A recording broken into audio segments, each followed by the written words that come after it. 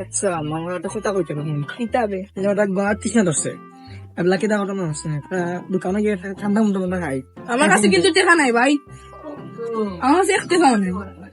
আচ্ছা আমি দিব না ভাই এটা কোথায় আছে এটাই তো তাড়াতাড়ি তো গলা ফাটি যাবে।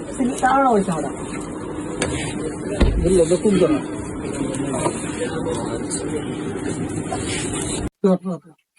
ভাই এটা কি করলেন ভাই? ভাই আপনি মুসলিম ভাইদের রক্তপাত করলেন। বুঝাই বলেন আচ্ছা দাঁড়ান। আপনি কি জানেন না বর্তমানে ফিলিস্তিনের উপরে কি অত্যাচার চলছে? এটার মাধ্যমে কি হবে জানেন? কি হবে ভাই এটা হচ্ছে ইসরায়েলি কর্মী।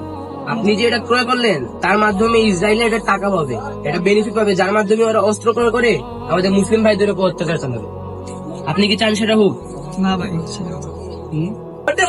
এটা ক্রয় করার মাধ্যমে ওদের টাকাটা পাবে, এটা দিয়ে আমাদের মুসলিম ভাইদের উপর অত্যাচার করবে। তাই আমরা সচেতন থাকবো এবং এগুলোর বিকল্প পণ্য হিসেবে বাংলাদেশি পণ্য আমরা ইউজ করার চেষ্টা করবো। এবং আশা করি আপনি বুঝতে পেরেছেন। সামনে থেকে এটা ক্রয় করবেন না, আপনাদের কাছ থেকে এটা অনুরোধ। আপনি রাখতে পারবেন? জি ইনশাআল্লাহ ধন্যবাদ ভাই। দোকানদার ভাই, আপনি এটা বিকল্প পণ্য হিসাবে আমাদের 1 লিটার মজু দেন বা হাফ লিটার মজু দেন। দেন ভাই।